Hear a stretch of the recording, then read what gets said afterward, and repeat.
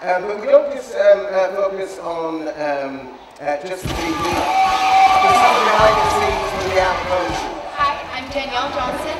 I'm 17 years old. I'm from LA. I'm a rhythmic gymnast, and I'm here because I love Coca-Cola. Hi, I'm Brittany McCullough, and I'm from Corona, California. I'm here to help Coca-Cola with their campaign for the 2012 Olympics. Just walking into the audition room with everyone there was so much energy and so much enthusiasm. It was like a party in the room. Come with me, I found a new movement. Get everybody out on the beat of the balancing. You need a very good sense of balance and a good sense of energy within yourself and a lot of confidence. Along with you need serious focus to be able to do anything in the beat or any sort of gymnastics routine. You have to focus on every single move and every single step you take. In order to be a part of this campaign, you have to bring a lot of energy. You just have fun. Be yourself, and then you'll fit right in with everyone else. It was so exciting. I had a lot of fun.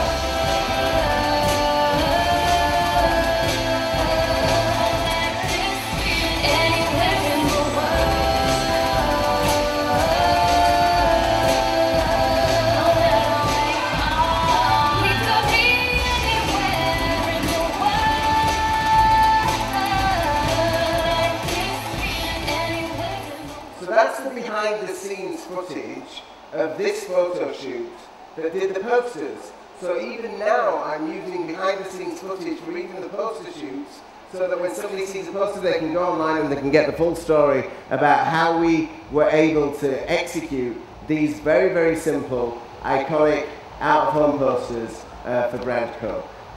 And I'm really, really excited that this takes the conversation further in social media and is really, really multiplying our production budgets. Okay, so the final chapter. Chapter 10, in summary. So there you have it. It is a new liquid world for the Coca-Cola company, and we have a new North Star. We need to produce liquid ideas that earn a disproportionate share of popular culture.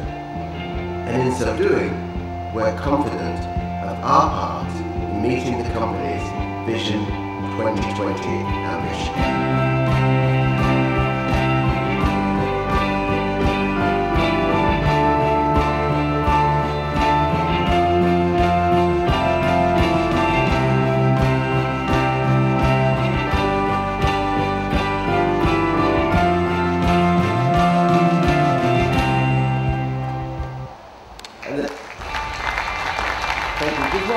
This is the last time.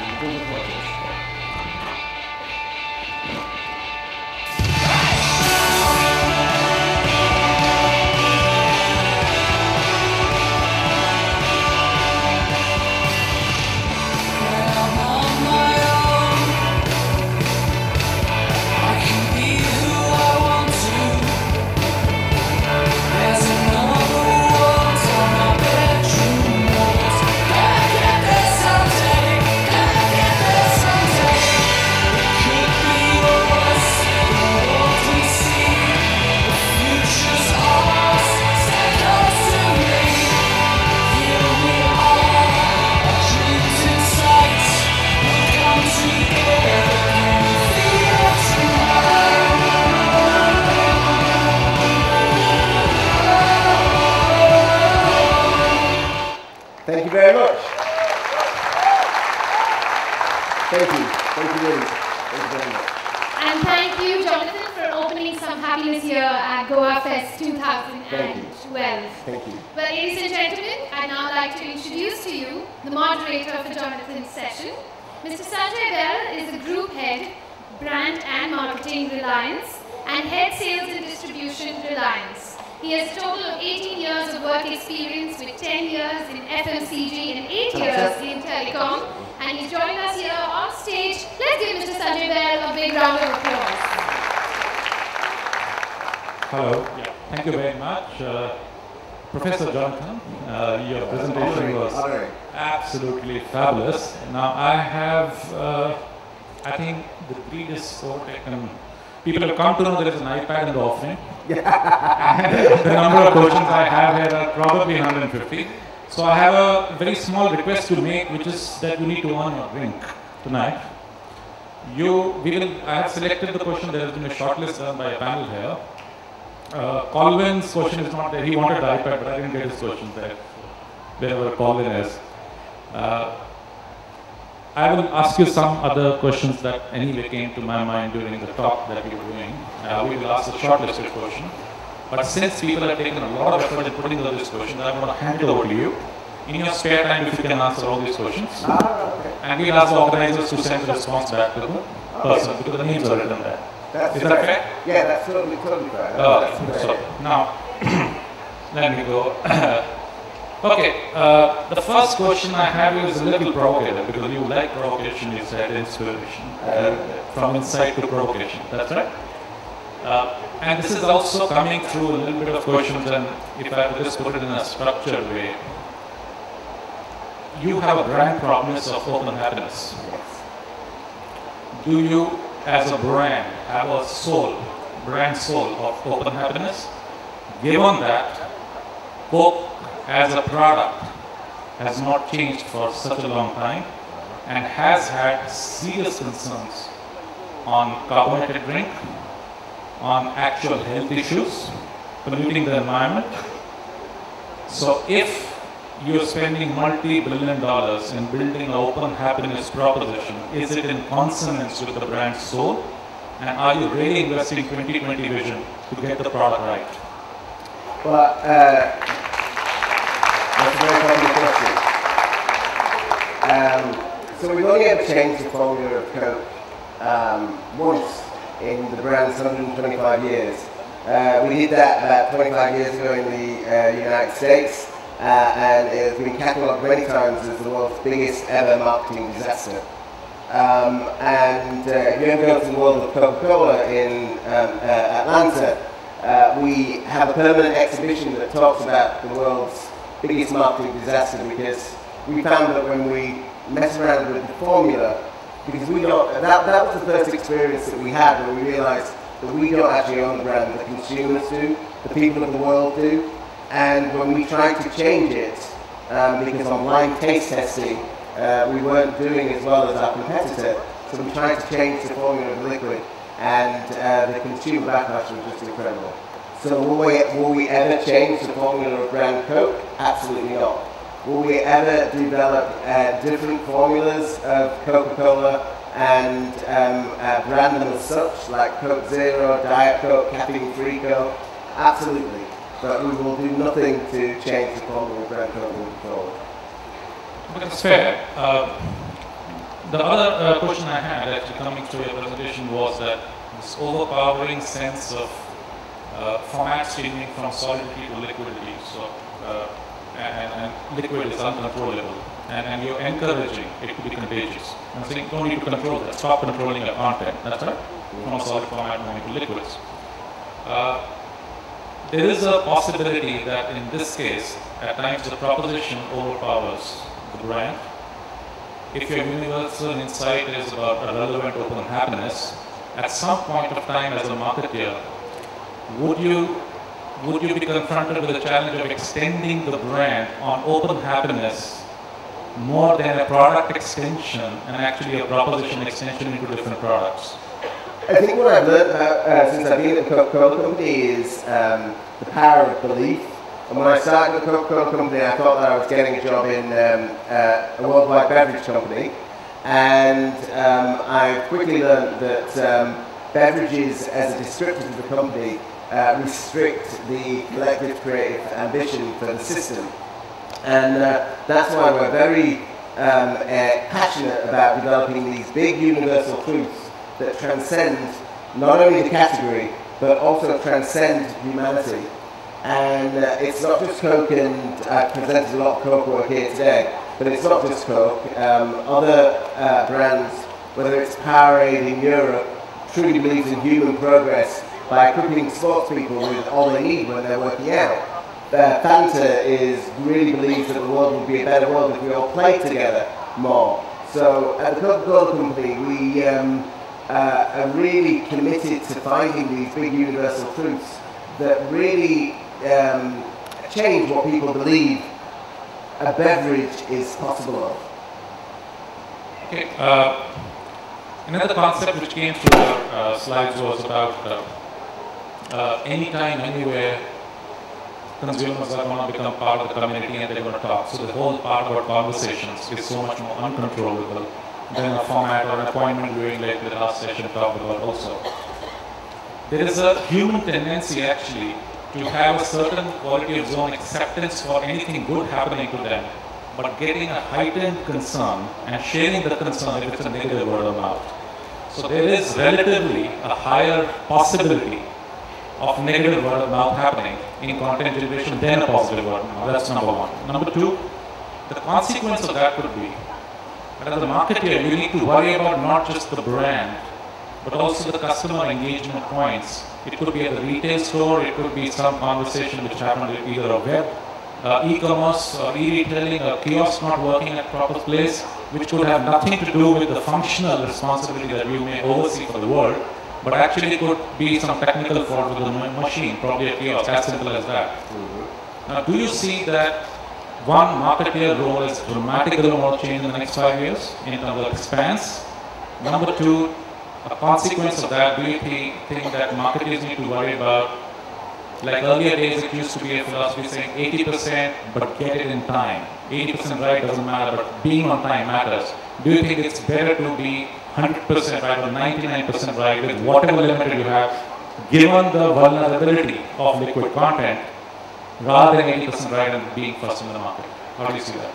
Okay, I think that's a really, really interesting question, and one of the biggest things that is going to challenge us all over the next 5 years is how are we curating the conversation and the content that users are generating. I would urge with extreme caution any brand to try and edit out the negative comments on the brands. We experienced this on Facebook when we started grappling with Facebook, and now our Facebook page is 41 million fans. And 4 or 5 years ago, people, anti-Coca-Cola groups, saw Facebook as a fantastic place to get their message told. And we struggled with, well, do we take it down?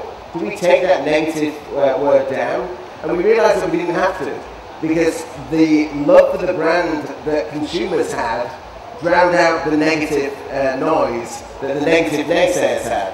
So actually, if you inspire good conversation, then it manages itself. And I truly believe that good wins over bad. And I would just leave the community on Facebook.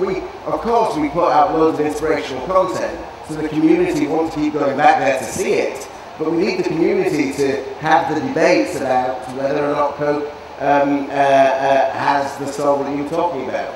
So that's the first thing. I wouldn't encourage any brand to try and meddle with those people who have an anti-brand message. I would just leave it there and in social media and let the fans work with it. And the second thing is, I think that brands have to be a lot more open with showing your workings out. I personally feel that behind-the-scenes film that I showed of the out-of-home campaign is a lot more enjoyable than the actual out-of-home ad.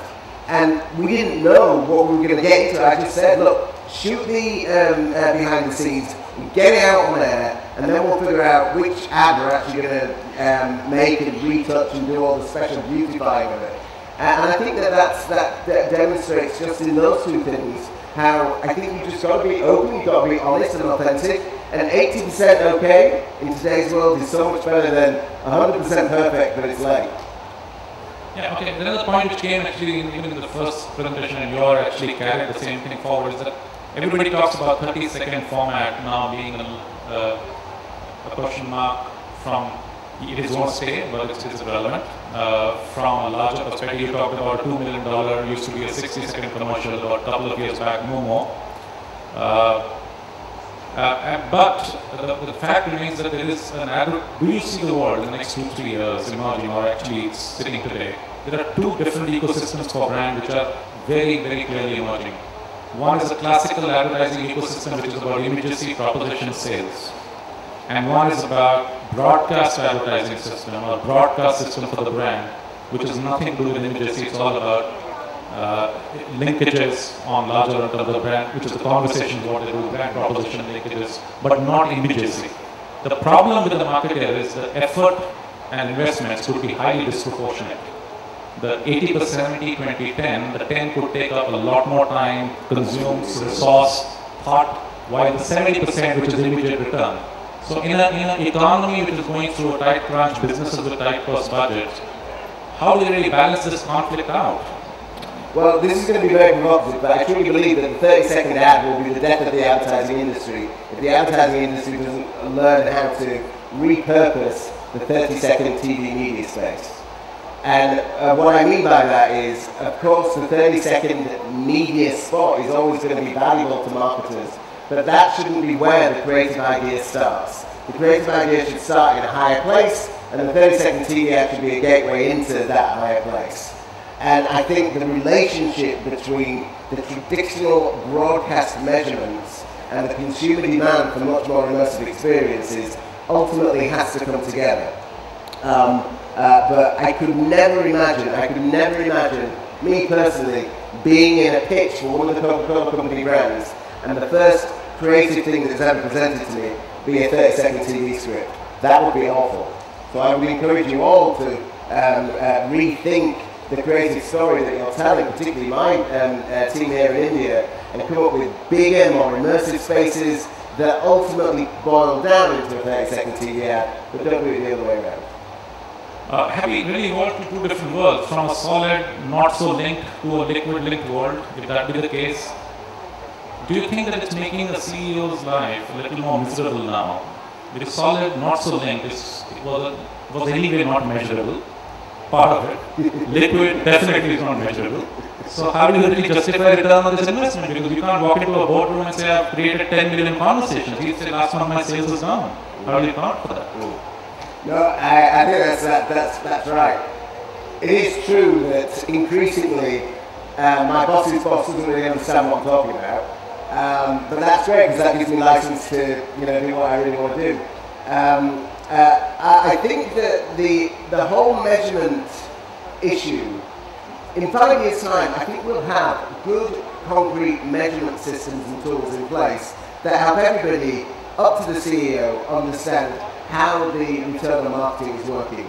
I just think that the consumer landscape is ahead of measurement right now. But I do really believe that big measurement institutions are going to develop tools that can really help even the most numerically focused person in the organization understand how the marketing communications are working.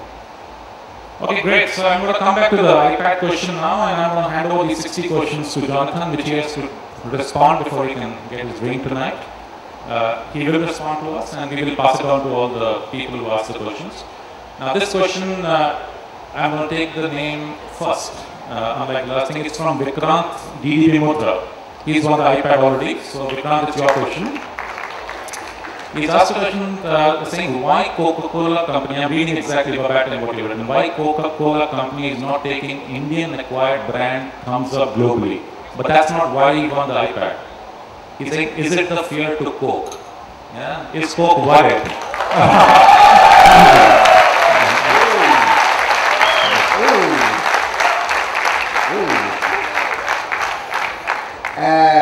Wow. I can take any conversation about Coca-Cola. But then when I start a question about thumbs up, I'm the middle child of 5 boys. I'm the middle child of 5 boys, and my mum says, I will never love any of you 5 more than the other. And then I come to a company like Coca-Cola, and I have these brands that I look after on a global basis.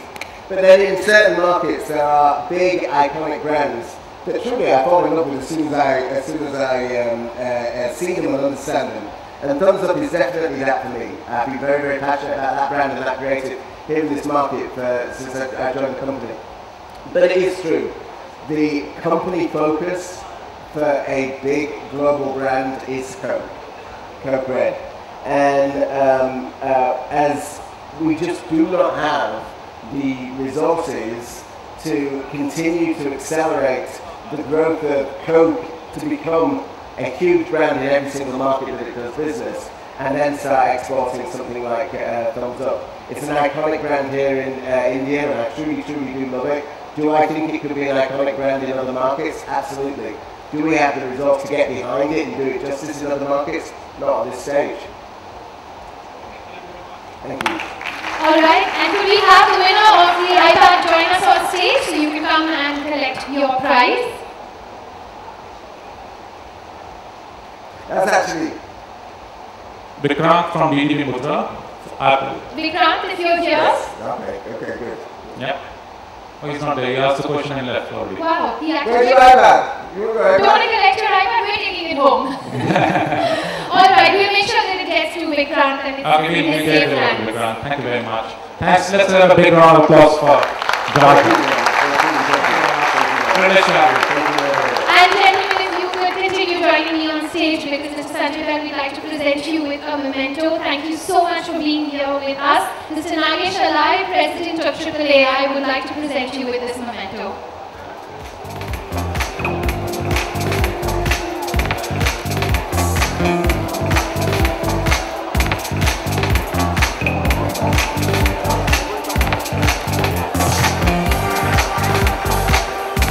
Jonathan, thank you so much for being here with us at Goafest 2012. Thank you.